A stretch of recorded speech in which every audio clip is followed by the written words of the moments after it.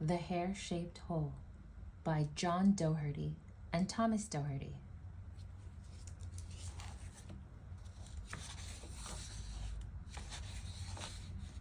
Birdle and Hurdle were always a pair, though one was a turtle and one was a hare.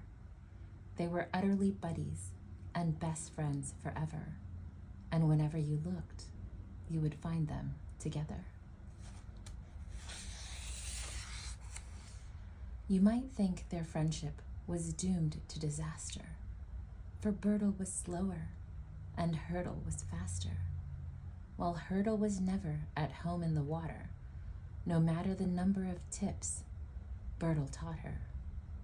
But Hurdle was patient and Hurdle was kind, so Hurdle would never leave Birdle behind.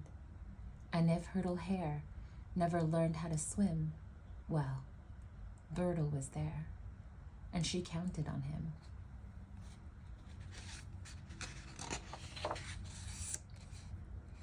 I'm so glad you're my buddy, so glad you're my friend. It's you and me always, we're friends to the end.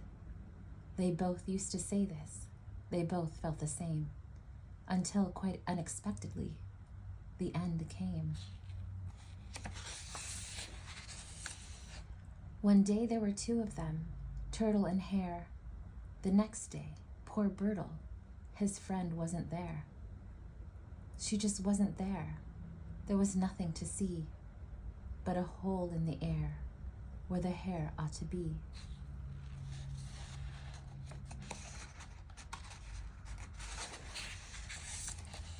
Birdle at first thought it couldn't be true. When his friend disappears, what's a turtle to do? So he searched high and low. He searched far and wide. He looked all around the hole, and he looked deep inside. He looked in the stream, and he looked underground. She was nowhere he looked. She was not to be found. And the only reminder she'd ever been there was a cold, empty, hurdle-shaped hole in the air.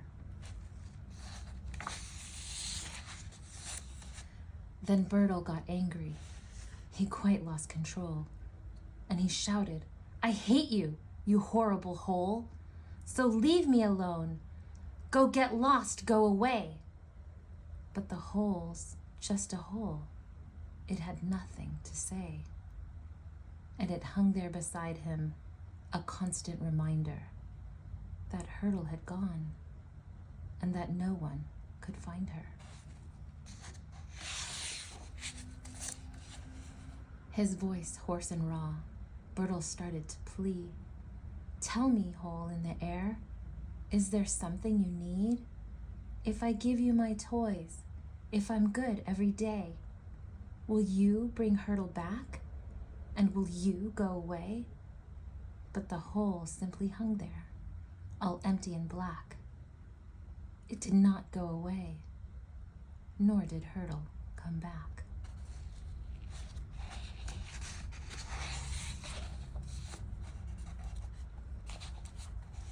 Then Birdle the turtle felt weak with despair, alone with his cold, empty hole in the air. He let out a sob, and then, with a shiver, sat miserably down on the bank of the river. And there, without Hurdle, the hare by his side, he cried and he cried and he cried and he cried. He felt sorrow seize him and sadness surround him.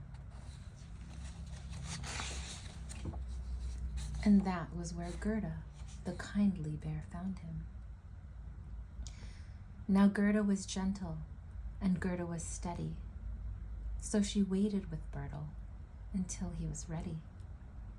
She cuddled that small turtle child as he cried, and let him feel all he was feeling inside. Till at last Birdle said, with a sad little cry, "Why did she have to go, Gerda Bear? Why? And why is this horrible hole in the air here to remind me that Hurdle's not there?"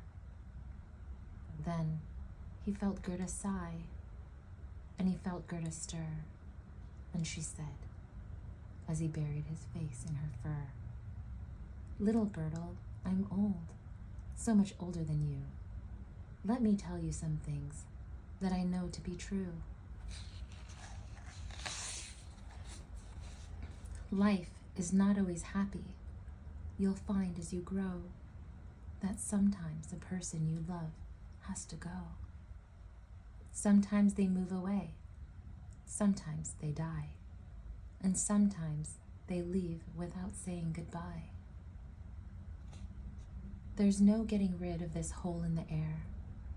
If you take away nothing, well, nothing's still there.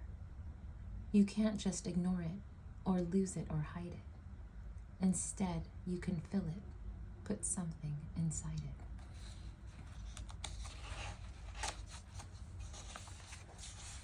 Think of all the things you and Hurdle have done, all the games you have played, all the ways you've had fun, all the times you have helped and supported and shared, all the dozens of ways that she showed you she cared.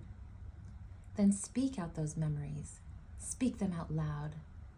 Let the emptiness know that you're grateful and proud. To have known her, it's hard, but I'll help you begin it. Speak those memories into the hole. Put them in it.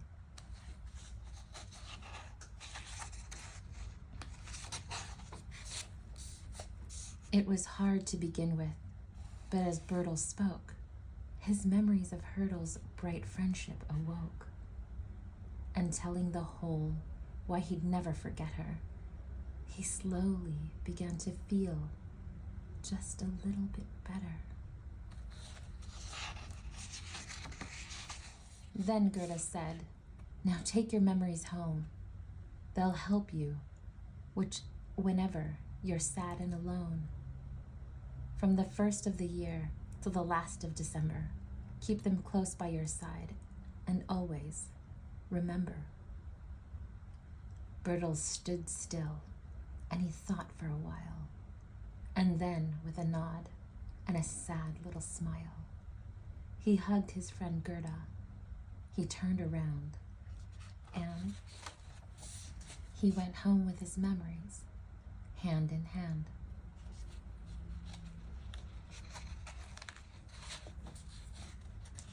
The end. Thank you for listening.